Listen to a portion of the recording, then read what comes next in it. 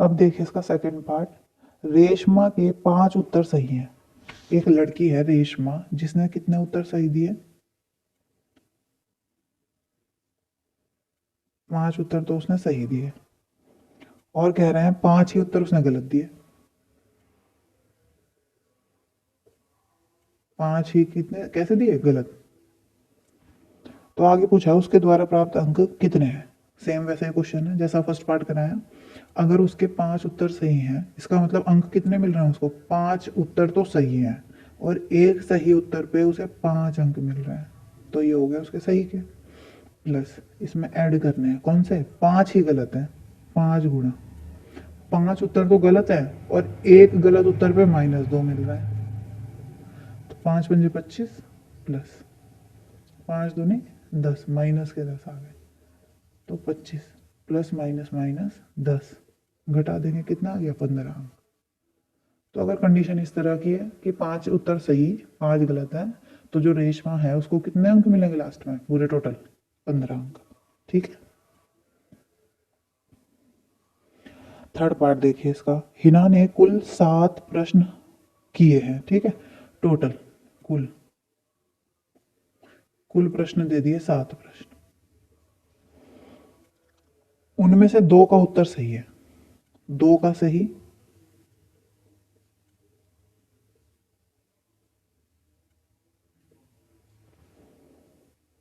और 5 का उत्तर गलत है। 5 का क्या है? गलत। तो पूछ रहे हैं कि उसने कितने अंक प्राप्त किए।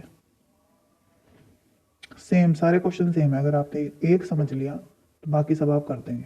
अब इस वाले क्वेश्चन में 2 का सही दे रही है, तो 2 इंटू एक सही उत्तर पे कितने मिल रहे हैं? 5, प्लस 5 का गलत दे रही है, 5 गुणा गलत पे कितने मिल रहे हैं? माइनस के 2, 5 दूनी 10, प्लस ये माइनस के 10, 10 प्लस माइनस माइनस 10, 10 माइनस 10 0।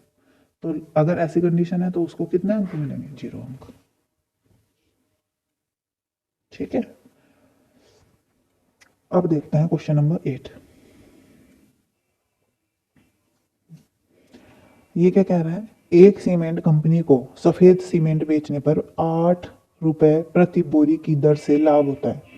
अगर सफेद सीमेंट बेचे वो, तो कितना लाभ हो रहा है उसको? सफेद सीमेंट पर 8 रुपए लाभ।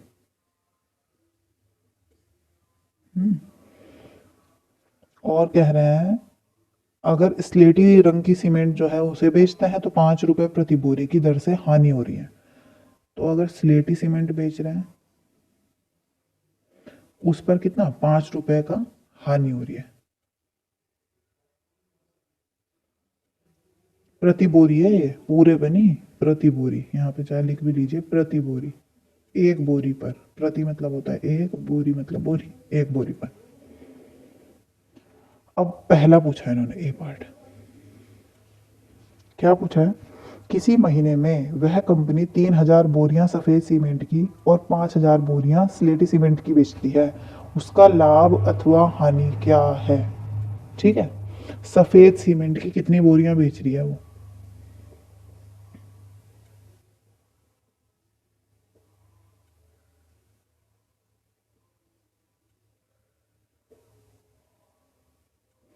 तीन हजार। ठीक है।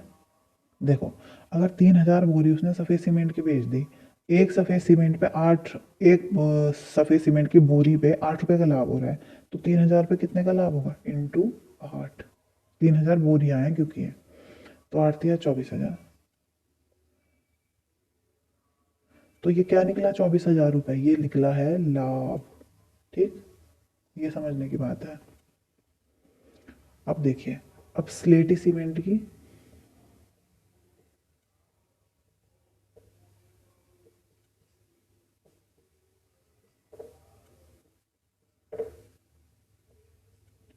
सफेद की तो 3,000 बेची है ना, और स्लेटी की कितनी बेची है?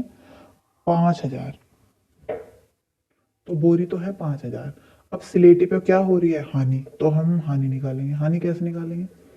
एक बोरी पे 5 रुपए की हानि, तो 5,000 बोरियों पे कितने की हानि? 5,000 से गुणा कर देंगे। 5 पंजे 25, 25,000 रुपये। ठीक है। अब अगर ये पूरा हम सौदा लेके चले, उन्होंने क्या बोला है, इस पूरा जो उन्होंने ए पार्ट में जो बोला है उस पर टोटल लाभ या हानि बतानी है। अगर 24,000 का तो लाभ हुआ हमें, है ना, और हानि 25,000 की हुई, तो जो ऑल ओवर अगर हम देखें तो हुआ क्या, हानि हुई ना। तो हमें पूरे सौदे पे हानि हुई है, कैसे पता चलेंगे, कैसे पता किया, ये हानि है 25,000 और लाभ हुआ 24,000 का हमें, तो उसे घटा दो इसमें से। तो ऑल ओवर हमें 1,000 रुपए का क्या हुआ है, हानि हुई है इस पूरे सौदे का। ठीक है बच्चों, बी पार्ट देखिए इसका। यदि बेची गई स्लेटी सीमेंट की बोरियों की संख्या कितनी है, 6400 है, तो कंपनी को सफेद सीमेंट की कितनी बोरियां बेचनी चाहिए ताकि उसे ना तो लाभ हो और ना ही हानि हो। देखो स्लेटी सीमेंट की ना जो बेची गई बोरियां हैं वो हैं 6400। ठीक है। अब बोल रहे हैं कि सफेद सीमेंट की हम कितनी बोरियां बेचें, तो हम मान लेते हैं कि माना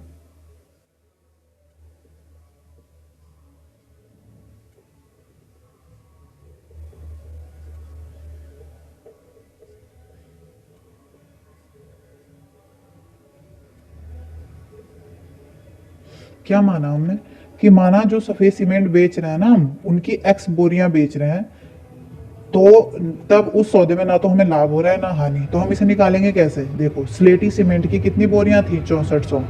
अगर स्लेटी सीमेंट की 6400 बोरियां हैं तो हमें क्या हो रहा है, हानि होगी उस कंडीशन में।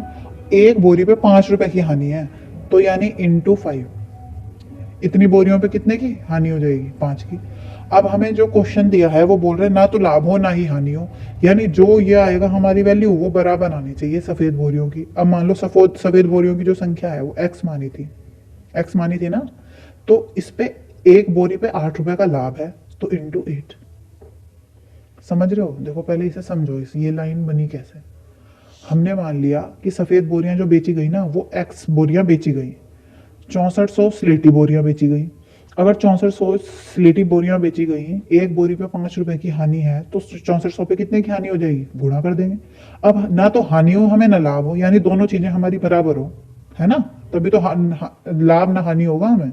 अगर कोई भी एक चीज बड़ी हुई तो लाभ हानि होने के चांसेस हैं, जब दोनों बराबर हैं तो क्या होगा, ना लाभ ना हानि। तो यहाँ वाली ये तो ऐसे आ गया। अब ये कैसे आया, सफेद बोरियों की संख्या तो एक्स है और एक बोरी पे लाभ हो रहा है 8 रुपए का, तो एक्स की मल्टीप्लाई 8 से कर दी। अब यहां से क्या होगा, हम सफेद बोरियों की संख्या निकाल सकते हैं एक्स की वैल्यू कैसे, ये 8 जो है यहाँ मल्टीप्लाई में है, इधर डिवाइड में जाएगा, तो एक्स बराबर यहाँ तो यही रहेगा 6400 गुणा 5, और ये 8 जा रहा है बट्टे में। आया समझ, मतलब ये एक्स में एलएचएस में ले आई हूँ, अभी यहाँ आरएचएस में था ना, लेकिन ये 8 गया मल्टीप्लाई, ओ सॉरी डिवाइड में, तो इस पूरे के डिवाइड में जाएगा।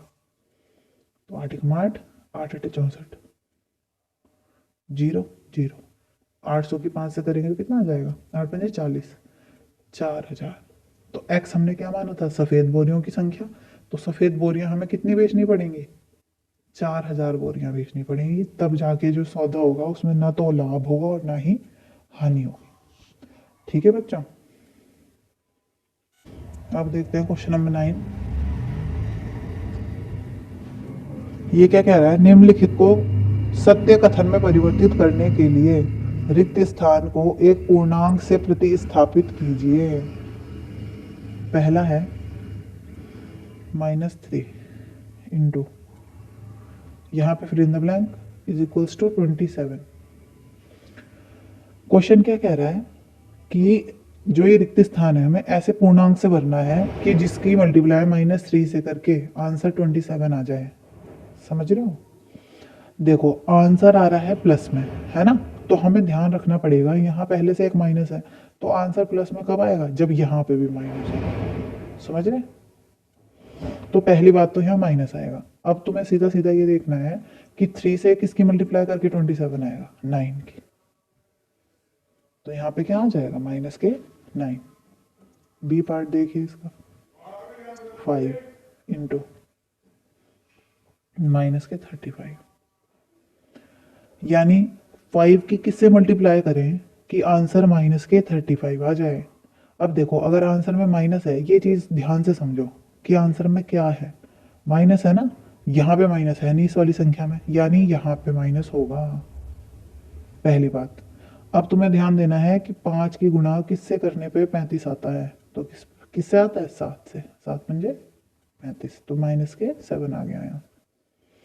सी पार्ट देखिए, fill in the blank into minus के 8 बराबर माइनस 56। अब यहाँ क्या आएगा, देखो आंसर में माइनस है ना, अगर एक माइनस होता है तभी तो आंसर में माइनस आता है, तो ये माइनस है, क्योंकि यहाँ पे भी माइनस है तो ये तो हो गया, यानी यहाँ माइनस नहीं आएगा हमारा इस वाले में। अब सीधा हमें ये देखना है, ये माइनस है तो ये माइनस आ गया। अब की 56 8 की मल्टीप्लाई किस में करने से आता है 56, तो किस में आता है 7 से, 7 अठे 56। अगला part, fill in the blank into minus के 12 बराबर 132। अब आंसर में क्या है, प्लस है, प्लस के 132 है ना, जब कोई साइन ही नहीं है तो उसका मतलब क्या है, प्लस है, तो प्लस लाने के लिए हमें यहाँ भी माइनस चाहिए, ठीक है। अच्छा अब नंबर कौन सा आएगा, 12 की मल्टीप्लाई किससे करें, ये आ जाए, यानी 12 से डिवाइड करके देख लो इसको, तो 11, 11 से करेंगे जब 12 की मल्टीप्लाई तो आ जाएगा ये, और माइनस माइनस हो जाएगा plus. Thank you so much बच्चों, आई थिंक आपको जो भी चीज़ें हैं वो सब क्लियर होती जा रही है।